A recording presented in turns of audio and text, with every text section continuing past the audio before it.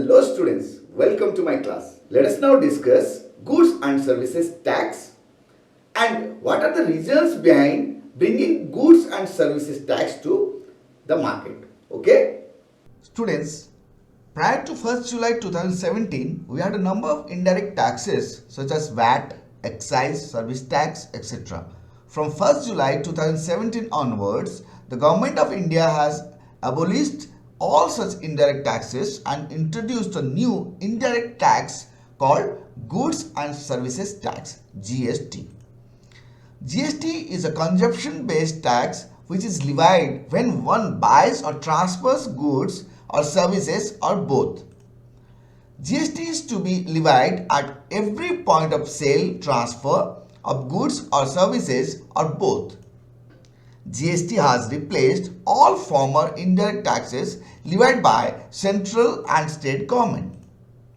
GST is applicable throughout India. Let us now discuss reasons for the introduction of GST. To remove disparity of taxes in different states and to bring about uniformity in rates of taxation on goods and services throughout the country. One nation, one tax was the aim of the government in implementing GST. To remove complexity of state taxes and central taxes. To reduce tax evasion. GST is expected to bring buoyancy to the government revenue by widening the tax base. To minimize physical interface between the taxpayer and the tax authorities, thereby reducing the taxpayers' difficulties. To remove multiplicity of taxes. To avoid cascading effect, that means double taxation, tax on tax, GST is levied only on value addition. So students, ये तो थे GST के theoretical concepts. अभी हम लोग ये discuss करेंगे GST calculation कैसे होता है और कौन किसे किस तरह पे करता है. ठीक है, तो पहली बात, ये जो बिजनेसमैन होता है वो क्या करता है, कुछ खरीदता है, परचेज करता है कुछ, फिर वो बेचता है. तो उसके लिए दो प्राइस होते हैं, एक परचेज प्राइस, एक सेल प्राइस. ठीक है, तो बिजनेसमैन क्या करता है, जब कुछ खरीदता है तो वो जीएसटी पे करता है और सेल करता है तो जीएसटी कलेक्ट करता है. जैसे कि हम लोगों ने अभी एक एग्जांपल में डिस्कस किया था कि जो बिल होता है, फाइनल बिल अमाउंट, वो बिजनेसमैन के पास जाएगा, है ना. तो बिल अमाउंट में क्या होता है, सेलिंग प्राइस के साथ जीएसटी ऐड करके फिर वो फाइनल बिल अमाउंट होता है. इसका मतलब कस्टमर जीएसटी बिजनेसमैन को देता है और बिजनेसमैन जिससे वो प्रोडक्ट या सर्विस खरीदता है उसको जीएसटी पे करता है.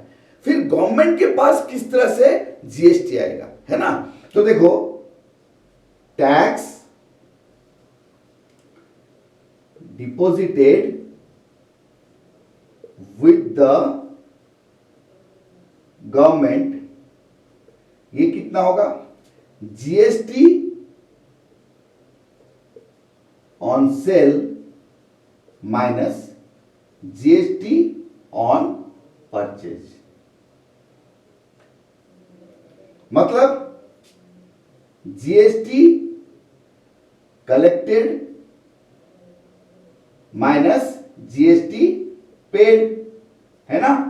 सेल के टाइम जीएसटी कलेक्ट करेगा बिजनेसमैन, परचेज के टाइम पे करेगा. So GST collected minus paid. ठीक है, जीएसटी कलेक्टेड माइनस पेड. तो यह होता है जीएसटी ऑन वैल्यू एडिशन. कितना वैल्यू ऐड होता है, ठीक है, गुड्स या सर्विसेज के सेल और परचेज के टाइम, उसके ऊपर वो जीएसटी पे करता है. ठीक है, किसको, गवर्नमेंट को. ओके, तो स्टूडेंट्स, अभी हम लोग एक एग्जांपल लेंगे और देखेंगे कि जीएसटी किस तरह से वैल्यू एडिशन के ऊपर कैलकुलेशन किया जाता है. ठीक है, तो देखो, एक ट्रेडर है एक्स, जिसने कि एक मैन्युफैक्चरर से एक आइटम लिया, उसका प्राइस है ₹5,000। ठीक है। जीएसटी जो रेट है वो है 12%। फिर ट्रेडर ने क्या किया, एक कंज्यूमर वाई को 1,000 रुपीज प्रॉफिट में बेच दिया। तो प्रॉफिट कितना है, ₹1,000। किसका, ट्रेडर का। ठीक है, कंज्यूमर को जब बेचा वो 1,000 रुपीज प्रॉफिट के ऊपर बेचा। ठीक है, तो कैलकुलेशन देखते हैं कि जीएसटी कहां कहां पे किस तरह से पे किया जाएगा। पहले जब मैन्युफैक्चरर से ट्रेडर खरीदता है तो वो जीएसटी देगा। ठीक है, तो 12% ऑफ 5,000, दैट इज 12/100 इंटू 5,000 ₹600 वो जीएसटी पे करेगा मैन्युफैक्चरर को।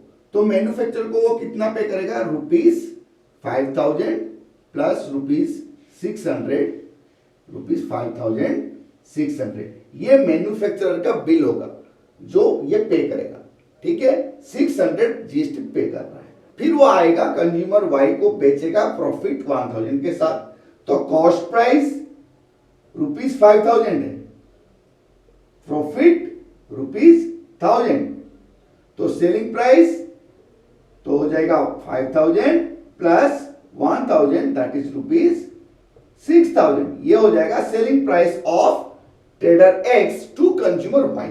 तो अभी हमने डिस्कस किया था जो जीएसटी होगा सेलिंग प्राइस के ऊपर होगा।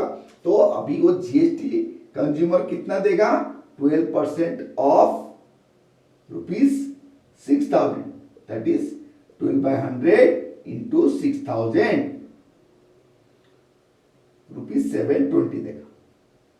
ठीक है, ₹720 कंज्यूमर वाई ट्रेडर एक्स को देगा along with 6,000 rupees of selling price. तो बिल कितना हो जाएगा, ₹6,000 plus ₹720, that is equal to ₹6,720। ये कंज्यूमर का बिल होगा जो पे करेगा। तो यहां पे 720 जीएसटी ट्रेडर एक्स कलेक्ट करता है और मैन्युफैक्चरर के साथ जब उसका ट्रांजैक्शन होगा वो 600 रुपीज जीएसटी पे करता है। तो गवर्नमेंट को कितना देगा,